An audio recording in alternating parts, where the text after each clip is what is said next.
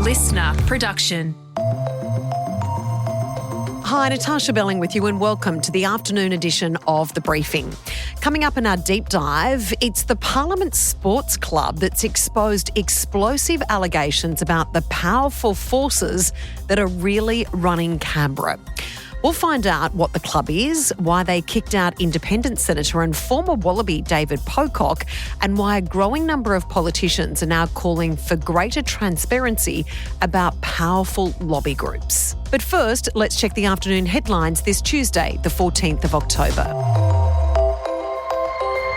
Melbourne CBD was shut down in peak hour this morning after a man allegedly went on a carjacking rampage across the city and then reportedly walked through the streets threatening people with a gun.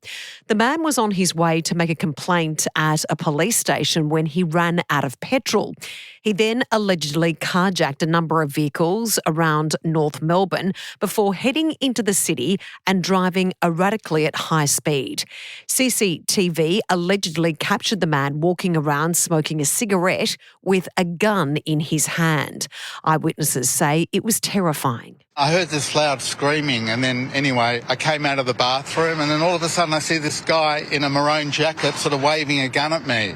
So I just sort of froze, looked at him and then I just took off and I just ran out of the foyer. A police helicopter was circling above the CBD as heavily armed police moved in before arresting the man in a lane off Burke Street. The 48-year-old has been taken to hospital with non-life-threatening injuries. The top bosses of the childcare chain at the centre of shock sex abuse allegations have resigned effective immediately. Affinity Education say CEO Tim Hickey and Chief Operating Officer Natarsha Belling have left the organisation, which operates 250 centres across Australia. Joshua Dale Brown, who worked at one of Affinity's Melbourne centres, was charged with more than 70 offences in July, including the alleged sexual abuse of children. There is no suggestion Mr Hickey or Mr Alani had any involvement in the alleged abuse. And former Federal Defence Minister Linda Reynolds has launched bankruptcy proceedings against Brittany Higgins. It comes just 2 months after a court ordered Miss Higgins to pay Miss Reynolds more than $1 million in damages and legal costs for defamation. Last week, Miss Reynolds launched similar action against Miss Higgins' husband, David Shiraz. In a statement, Miss Reynolds says, quote, she is committed to seeing this through to the end. The bankruptcy matter will be heard in November. Meantime, Miss Higgins has lodged an appeal against the defamation ruling. Now it's time to get into our deep dive on the controversy surrounding the Australian Parliament Sports Club. The organisation was suddenly thrown into the spotlight last week after Independent Senator and former Wallaby David Pocock was kicked out of the club after raising concerns about its lobbying status during Senate estimates. That sparked a fiery response from the Prime Minister Anthony Albanese, who is also the president of the club. Independent MP Allegra Spender joins us to unpack why this latest controversy is just the tip of the iceberg when it comes to powerful lobbies in Canberra and explains why we need greater transparency. Allegra, thanks so much for joining us. Can you explain what the Australian Parliament Sports Club is?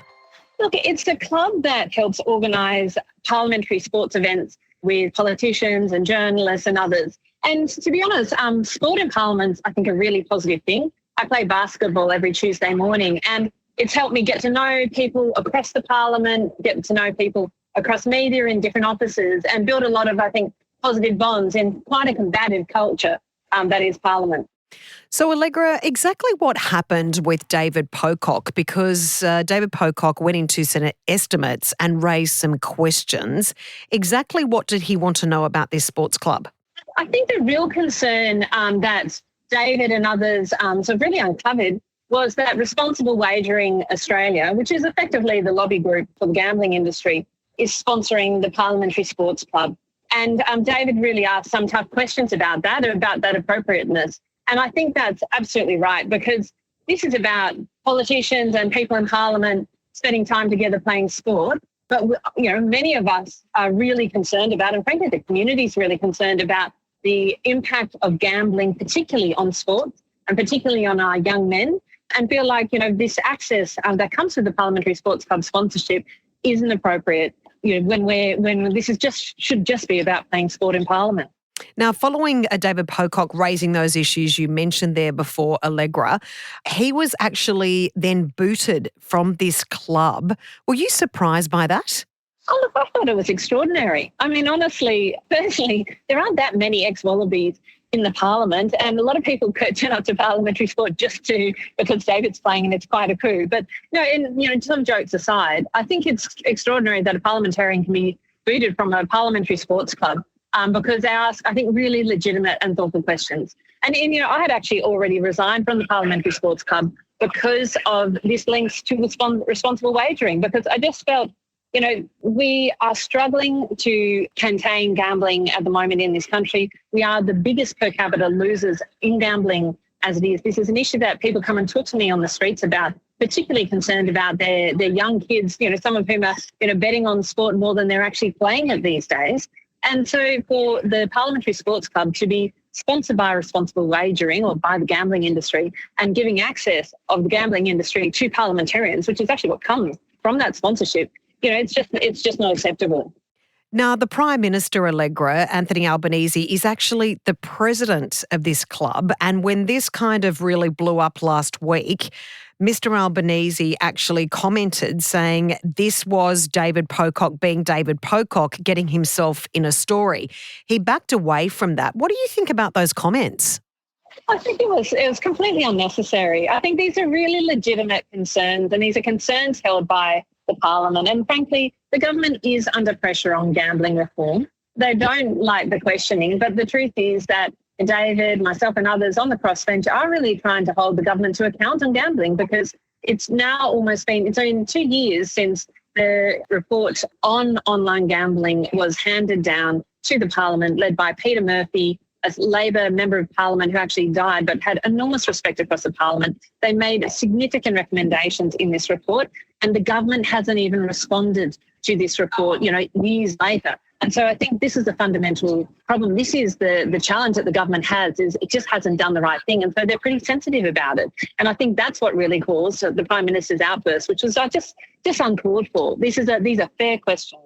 Allegra, how concerned are you from the point that it's not lost on me that David Pocock and yourself and a number of others that have taken a stand are independent MPs, and it seems this just isn't the current government that's responsible for not actually adopting key recommendations about gambling and the need for gambling reform, but also its previous governments, its decades of neglect from both the major parties. Does this highlight to you again about the importance of an independent voice? It really does. I think it's about having different perspectives. And, we know that the gambling industry have made significant donations to both major parties for a long time. And there's a lot of history there. So this is, I think, why people become sceptical about politics. They don't trust politicians because, they see these sorts of actions. They say, well, why should politicians be playing sport with people who are advocating for gambling, particularly gambling in sport? Does that make sense? And I think you get this cynicism, around this. And I think this is why you need to have these different voices in Parliament to do politics in a different way, the way that it's already been done, because it's a cosy old duopoly, like the Coles and Woolies of politics, but it doesn't mean we always get the best outcome. Yeah, absolutely. Allegra, in regards to, one may argue that lobby groups have run Canberra for decades, and that once you get a peek into that Canberra bubble, it's actually quite concerning how many key lobby groups, whether that be gambling, the alcohol industry, developers, whatever that may be, that they actually run Canberra, and that this is no different from the other key lobby groups. Are you concerned by how much power lobby groups have over the decisions being made in federal government? I am concerned about that, and I'm concerned about the lack of transparency. And, this is why myself and others are pushing for greater transparency, things like publishing ministerial diaries so we know who's meeting, which ministers are meeting which lobby groups, but also making sure that we have greater transparency on things like who are sponsoring lobbying passes. Now, you do need to hear from industry stakeholders. I always think that is important. So there is a place for stakeholder groups to have representation and to make representations to Parliament. But I don't think we have the same community voices loud and clear the way that we have some of these stakeholder lobby groups. And, I always make the point on particularly gambling. This is one where the vast majority of Australians want to end gambling ads on television, during sport, but also not during sport and not online. But the politicians and the political parties have maintained this over decades. And I think that really talks to that disconnect and the fact that, who's holding the power here? It isn't the people. It is, in this case, it is those stakeholder and lobby groups. We really appreciate your time. Thanks so much, Allegra. Thanks so much, Natarsha. That was Independent MP Allegra Spender. And that's it for the afternoon edition of The Briefing. We'd love you to subscribe or follow us on Instagram @The Briefing Podcast. I'm Natarsha Belling. Thanks for your company.